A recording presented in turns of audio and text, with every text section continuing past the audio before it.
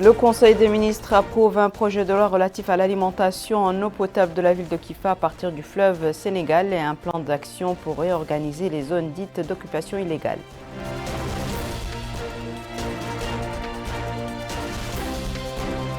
Lors de la réunion du comité ministériel chargé de la mise en œuvre du programme élargi Mes priorités du président de la République, le Premier ministre appelle à l'accélération du rythme de mise en œuvre du programme de manière à permettre son aboutissement au terme de l'année. Début aujourd'hui sur l'ensemble du territoire national des épreuves du brevet d'études du premier cycle du second degré avec une participation record des filles qui atteint près de 60% des candidats.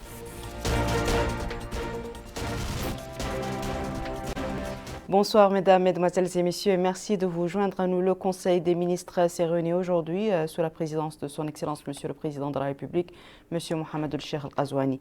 Le Conseil a examiné et approuvé un projet de loi autorisant la ratification de la convention de crédit signée le 2 mai 2023 entre la République islamique de Mauritanie et le Fonds d'Abu Dhabi pour le développement destiné à la participation au financement du projet d'alimentation en eau potable de la ville de Kifa à partir du fleuve Sénégal. Ce projet de loi a pour objectif de pallier l'insuffisance des ressources en eau au niveau de certaines villes et localités situées entre Gouraï et Kifa grâce au recours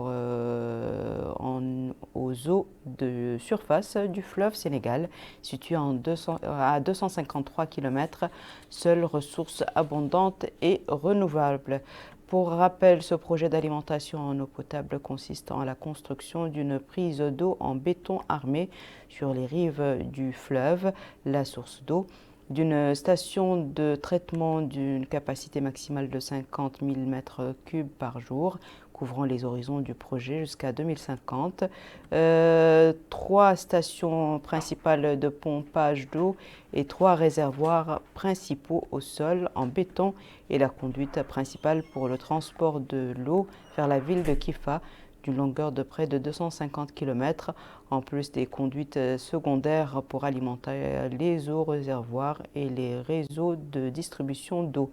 À cela s'ajoute l'alimentation en courant électrique de la station de traitement et des stations de groupes électrogènes de secours, ainsi que la mise en place d'un laboratoire hydraulique et d'un système de suivi et de contrôle des installations du projet. Le ministre de la Justice, ministre des Affaires étrangères, de la coopération et des Mauritaniens de l'extérieur par intérim, a présenté une communication relative à la situation internationale.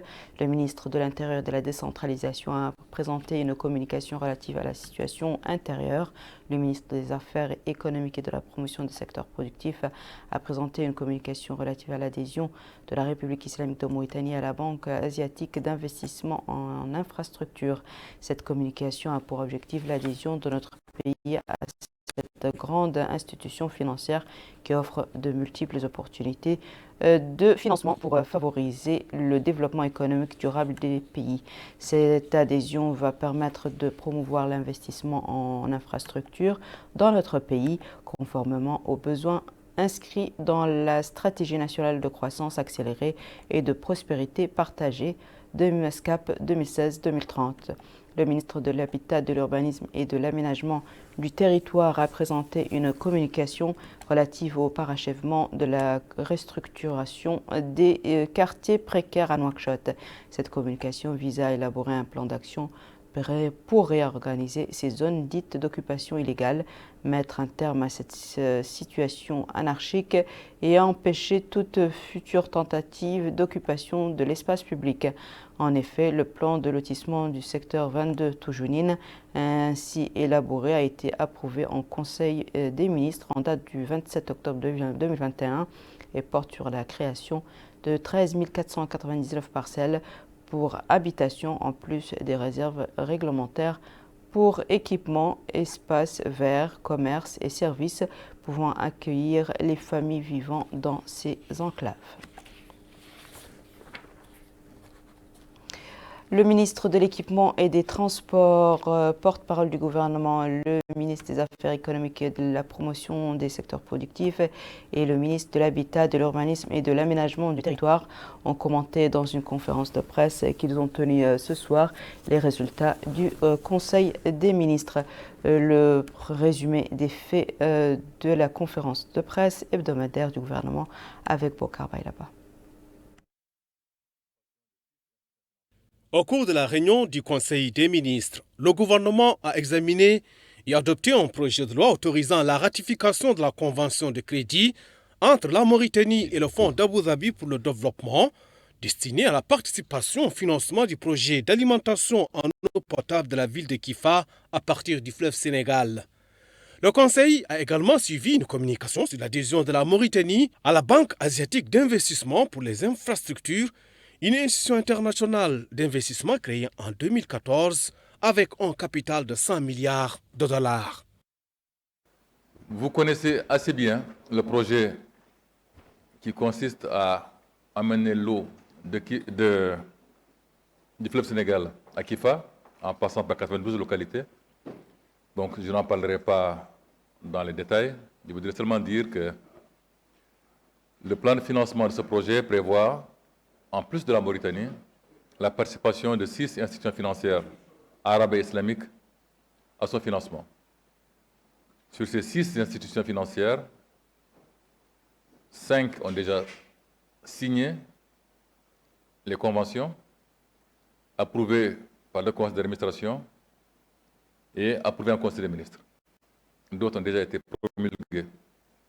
Il nous reste actuellement une convention avec le fonds koweïtien qui a été déjà paraphée et qui ne tarderait pas à être adoptée en conseil d'administration du fonds koweïtien, Inch'Allah. Donc le financement de ce projet est actuellement quasi achevé. Il ne reste plus que le fonds koweïtien. La communication est relative au processus d'adhésion de notre pays à cette banque, la Banque asiatique d'investissement en infrastructure, qui est, dans son objectif premier, était destiné au développement des infrastructures en Asie. Par la suite, dans le cadre de l'initiative La Route de la Soie de la République populaire de Chine, l'adhésion a été ouverte à tous les pays membres de la Banque mondiale et les bénéfices de financement ont été ouverts en particulier à des pays comme la Mauritanie. Nous voulons bénéficier de ces financements. Actuellement, la banque, la BAII ou BA2I, a un portefeuille de plus de 200 projets pour un volume total en financement de 47 milliards de dollars. Certains pays africains ont commencé déjà à en bénéficier. Nous voulons être de cela. Le principe de l'adhésion de la Mauritanie à cette banque a été approuvé par le conseil de gouverneurs de la banque en décembre dernier. Depuis lors, le travail se fait en vue de la ratification par notre pays des statuts de cette banque. De son côté, le ministre de l'Habitat, de l'Urbanisme et de l'Aménagement du territoire, Sid Ahmed Mohamed, a fait le point sur les actions mises en œuvre par son département pour reloger les populations de Nouakchott qui habitent dans des quartiers précaires. Il a indiqué que l'État œuvre depuis l'an dernier pour préparer un nouvel espace à Toujenine afin d'accueillir les résidents des 28 regroupements d'habitation anarchiques. Le ministre a souligné que près de 10 000 ménages sont concernés par les opérations de relogement, soit environ 60 000 personnes, soulignant que cette opération s'inscrit dans le cadre des priorités du président de la République qui consiste à améliorer les conditions de vie des citoyens.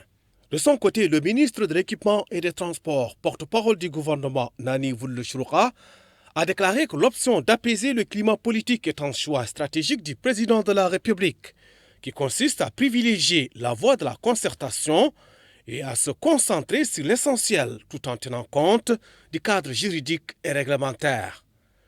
Pour ce qui est de la récente visite du président de la République en Égypte, le porte-parole du gouvernement a déclaré que celle-ci répondait à une invitation de son homologue Abdel Fattah el-Sisi, précisant que cette visite a été une réussite à la hauteur des liens d'amitié et de fraternité existant entre les deux pays. Son Excellence le Premier ministre, M. Mohamed El Bilal Massoud, a présidé aujourd'hui à la primature la réunion du comité ministériel chargé de l'exécution du programme Priorité élargie du Président de la République. La réunion a été l'occasion pour le comité ministériel d'évaluer le niveau général d'avancement dans la mise en œuvre des activités programmées dans le cadre du programme élargi Mes priorités pour le Président de la République et de voir les obstacles qui empêchent certains secteurs d'avancer dans la mise en œuvre de certaines composantes de ce programme et trouver les solutions les plus idoines pour surmonter ces obstacles. Le comité ministériel a noté les progrès significatifs réalisés dans le niveau d'avancement de la mise en œuvre du programme à travers la mise en œuvre de nombreuses activités programmées. Après discussion et délibération, le Premier ministre a renouvelé ses instructions pour accélérer la mise en œuvre du programme élargi de Mes priorités du Président de la République, de manière à permettre la mise en œuvre des volets restants dans un délai n'excédant pas la fin de l'année en exécution des engagements de son Excellence le Président de la République, M. Mohamed El-Cheikh Al-Ghazouani, dont il a confié la mise en œuvre du gouvernement à travers ce programme. Enfin, le comité a recommandé d'activer des fonds pour financer les activités des jeunes, de la pêche et le transport urbain. Reconsidérer certaines activités en suspens, trouver des solutions permanentes pour les dépenses sociales liées au programme de santé, de distribution de poissons et aux subventions des produits de première nécessité. Les épreuves du brevet d'études du premier cycle du second degré ont débuté ce matin sur l'ensemble du territoire national. Le ministre de l'Éducation nationale et de la réforme du système éducatif, M. Brahim Val Ould Mohamed Lemine, a visité les collèges de Riyad 5, de Sabra 1 et de Tayaret pour voir de près les conditions dans lesquelles se déroulent les examens. C'est un compte-rendu d'Amina Mtakhlil. Le ministre de l'Éducation nationale et de la réforme du système éducatif, M. Brahim Val Ould Mohamed Lemine, a entamé sa visite par le centre du lycée des jeunes filles numéro 5 dans la wilaya de Nouakchott Sud. Sur place, le ministre a échangé avec les élèves sur le contenu des fiches d'examen et leur conformité avec les leçons apprises.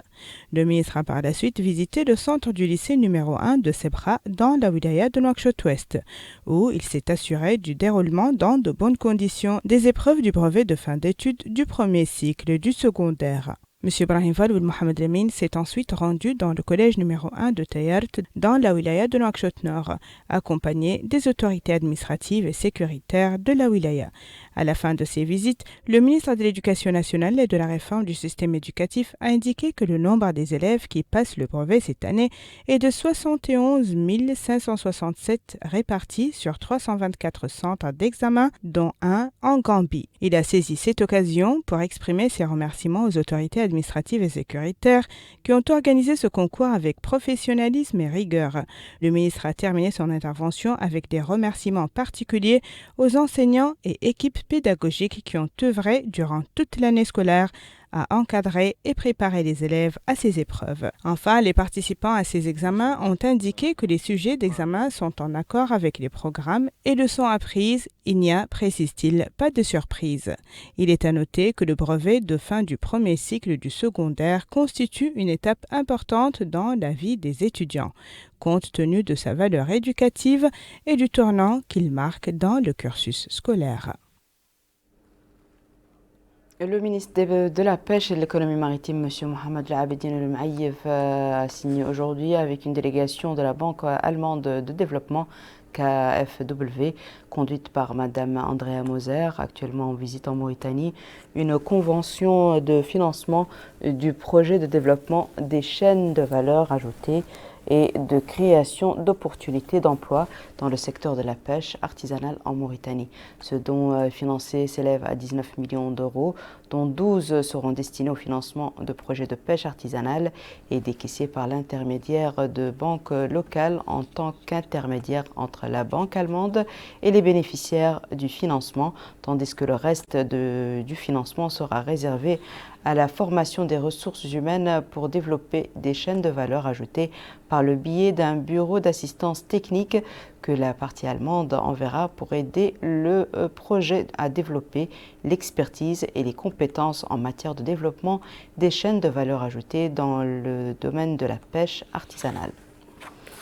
Le Wali de Linchiri, M. Idriss Demba Korera, accompagné du délégué général à la solidarité nationale et à la lutte contre l'exclusion Ta'azour, des autorités administratives et de sécurité et des élus locaux, a visité les logements sociaux dont la construction est supervisée par Ta'azour. La construction de ces logements s'inscrit dans le programme du président de la République qui vise à construire 10 000 unités au profit des familles nécessiteuses. Plus de détails avec Mohamed Khattab. Une visite de terrain du délégué général à la solidarité nationale et à la lutte contre l'exclusion Ta'azour, M. Mohamed Ali Ould-Sidi Mohamed, qui vient à Agjoust, s'est informé sur l'état d'avancement des travaux de construction de 92 logements sociaux construits par la délégation dans le cadre du projet d'ARI, relevant du volet social du programme du président de la République, M. Mohamed Ould Cheikh Al-Qazouani, qui s'est engagé à faire en sorte de rendre disponible au peuple mauritanien un logement décent. L'occasion pour le délégué général à la solidarité nationale et à la lutte contre l'exclusion, qui était accompagné du Wali de Linchiri, M. Idriss Demba Korera, de préciser à l'issue de la visite que la construction de ces logements était en 2 phases, la première de 52 unités d'habitation et la seconde de 40, que les travaux étaient à un stade avancé et qu'ils seraient achevés dans les délais impartis. Il a indiqué avoir vu avec les bureaux de suivi et de contrôle et les sociétés en charge de ce projet important, s'inscrivant dans le cadre des engagements du président de la République visant à construire 10 000 logements convenables pour les citoyens. Il est à noter que le délégué général à la solidarité nationale et à la lutte contre l'exclusion, qui était satisfait de l'état d'avancement des travaux de ce projet, a pris le temps de visiter ces unités d'habitation qui seront livrées sous peu. Nouakchott a abrité ce matin un atelier sur la 3e phase du projet de cohésion sociale, de protection de l'environnement et de lutte contre le changement climatique. Des présentations plutôt sur les interventions du projet dans les villages ciblés, les plans et programmes sur lesquels le projet a travaillé ont été présentés au cours de cet atelier. Bokar Bailaba nous en dit plus. Le projet cohésion sociale a pour objectif de favoriser le développement durable, l'unité nationale à travers le dialogue inclusif entre les autorités locales, les dirigeants communautaires et les acteurs de la société civile dans certaines wilayas comme le Gorgol, Brakna ou Trarza. Ainsi, le commissaire adjoint aux droits de l'homme, à l'action humanitaire et aux relations avec la société civile, Rassoul Khal, a souligné l'importance du projet cohésion sociale, qui a eu un impact positif dans les wilayas ciblés, précisant que ce projet est venu appuyer les efforts déployés par le gouvernement et les organisations de la société civile pour le renforcement de la cohésion sociale. Concordis International, partenaire de notre pays dans la réalisation de ce projet, s'est engagé à travailler avec les wilayas ciblés à travers la formation des médiateurs communautaires. À l'issue de 10 ans d'intervention dans cette zone, au moment de clôture ces activités en Mauritanie, Concordis souhaite en effet s'assurer que ce besoin pourra être pris en charge par les acteurs nationaux et internationaux, dont l'action focalisera sur le développement des secteurs concernés. Cela aura pour effet direct améliorer les conditions de vie dans des communautés, en même temps renforcer durablement la cohésion sociale instaurée au cours de ces 10 dernières années. En effet, le travail du projet est passé d'une recherche de cohésion sociale vers un programme de développement. Pour rappel, Concordis International intervient en Mauritanie depuis juin 2014 dans le cadre du projet cohésion sociale. Le travail de Concordis International est fondé sur la conviction qu'à travers le dialogue, il est possible de construire des relations de confiance de façon à développer des actions visant la sécurité et le développement humain. Nouakchott a accueilli aujourd'hui les activités d'un forum qui vise à encourager les pionniers de la culture et de la littérature. Plusieurs poètes, chercheurs et écrivains ont été honorés pour leur contribution à l'enrichissement et le développement des arts et de la culture.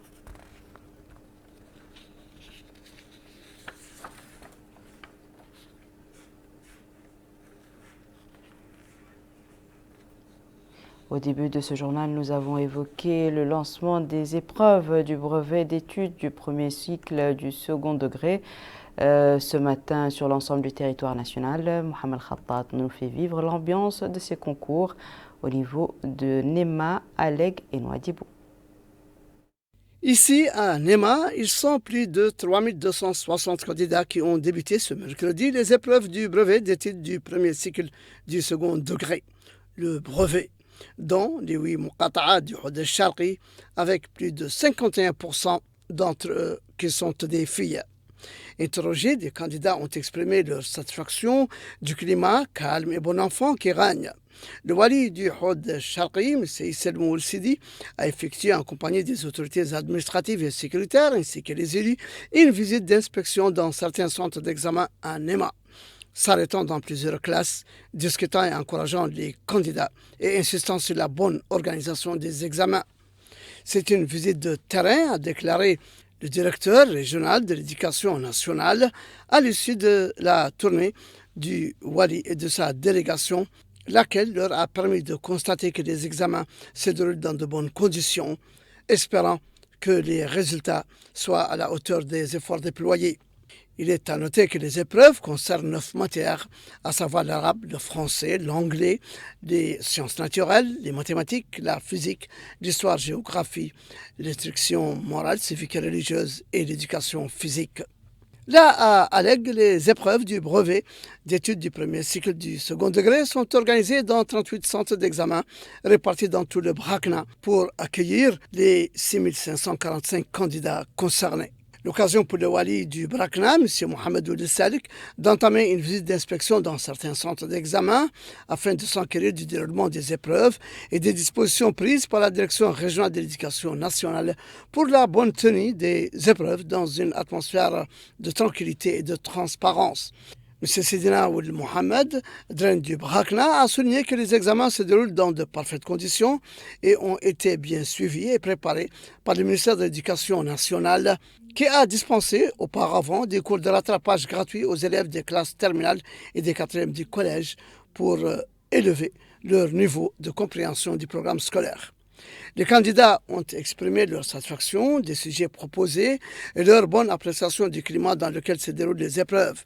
Il est à préciser que les examens sont organisés ici pour la 2e année consécutive dans le cadre de la décentralisation de la correction des sujets au niveau des directions régionales de l'intérieur du pays.